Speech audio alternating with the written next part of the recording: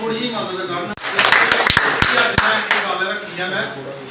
ये गल साहब की पूरी करनी चाहिए नहीं पूरी करना होगा अगले इलेक्शन से फिर जिन्ना होंगे इलेक्शन कैंडिडेट जम्मू कश्मीर अपनी पार्टी असेंबली कॉन्स्टिट्यूएंसी रामगढ़ और पिंड कलाह दे आए इतने वोटर्स सरपंच पंचस और मेरे छोटे बड़े भरा गवर्नमेंट ने पिछले 10 साल में लगा टाइम निकली है ना तो सारे का बड़ा बड़ा शुक्रिया अदा करगा कि तुमने आज इनिशिएटिव लिया बंदा कुत्थू का है रामगढ़ की पैदाइश होए रामगढ़ का इलेक्शन को लेकर आई है जिसमें 3 चरण में चुनाव जम्मू कश्मीर में हो रहा है। इसमें सांबा ज़िला जो है ये 3rd फेज़ में 1 अक्टूबर को चुनाव होगा। जम्मू कश्मीर अपनी पार्टी के बैनर तले मैं एडवोकेट साहिल भारती रामगढ़ विधानसभा क्षेत्र जो बॉर्डर कॉन्स्टिट्यूएंसी है यहाँ से आगामी चुनाव में असेंबली इलेक्शन का चुनाव मैं यहाँ से लड़ने जा रहा हूँ। मैं आपको बताना चाहूँगा कि जम्मू कश्मीर अपनी पार्टी का गठन उस समय हुआ जब जम्मू कश्मीर का रियासत का दर्जा हमसे छीन लिया गया। जब 370 जो हमारे जम्मू कश्मीर के लिए एक शील्ड थी 370 हमसे छीन ली गई। उस समय बाहर के लोग यहाँ पर आके नौकरियों के पे हक रखने की कोशिश कर रहे थे, बाहर के लोग यहाँ पर आकर ज़मीनें लेने पे हक रख रहे थे। उस समय जम्मू कश्मीर अपनी पार्टी के वो सीनियर लीडर्स जो लाइक माइंडेड लोग थे वो इकट्ठे हुए, उन्होंने ये फ़ैसला लिया कि हम जम्मू कश्मीर की लड़ाई जो है इसको लड़ेंगे। और मैं ये क्रेडिट देना चाहूँगा जम्मू कश्मीर अपनी पार्टी को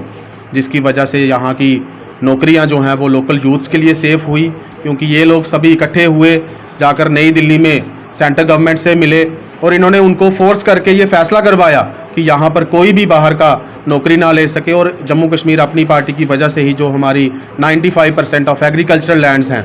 वो सेफ़ रही, बाहर के लोग उसकी ख़रीद फरोख्त नहीं कर सकते। अगर मैं बात करूँ कि किन मुद्दों को लेकर जम्मू कश्मीर अपनी पार्टी आने वाले समय में यहाँ चुनाव लड़ेगी, तो जनाब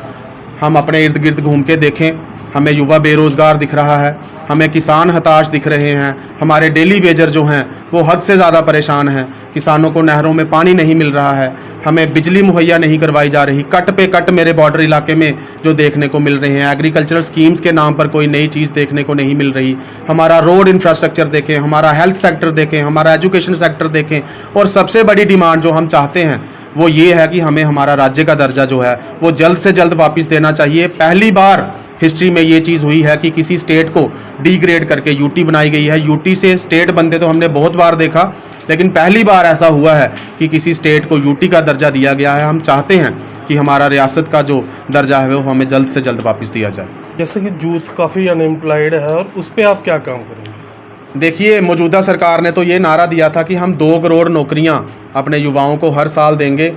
लेकिन अगर मैं अपने बॉर्डर बेल्ट की ही बात करूं तो हर जगह पर यहाँ बेरोज़गारी ने जो मेरी युवा पीढ़ी है उनको घेरा हुआ है। फ़ौज हमारे बच्चों के लिए एक बहुत बड़ी स्कीम थी। मेरे बॉर्डर के बच्चे आज भी उतनी फैसिलिटीज़ यहाँ पर टेल एंड पर नहीं पा रहे थे। हाँ, युवा मेरे भाई बहनें हैं, उनको फ़ौज का एक बहुत बड़ा सहारा था, लेकिन उसमें भी हमें कोई नई रिक्रूटमेंट देखने को नहीं मिल रही। अग्निवीर जो स्कीम थी उसने जो कसर कोई रहती थी वो भी ख़त्म कर दी, जिस वजह से जो बेरोज़गारी है, ना हमारे बच्चों को कहीं गवर्नमेंट सेक्टर में एडजस्ट किया जा रहा है, और प्राइवेट सेक्टर में भी अगर हम देखें तो बाहर के ठेकेदार यहाँ पर आकर अपनी तानाशाही चला रहे हैं। ना हमारे बच्चों को कहीं सिडकोज में एडजस्ट किया जा रहा है, ठेकेदार भी बाहर के, लेबर भी आके बाहर की बैठ गई। हमारी खड्डों नालों पे बाहर के लोग रॉयल्टीज़ लेकर बैठे हुए हैं और हमारे बच्चे जो हैं वो बिल्कुल हताश होकर बैठे हैं।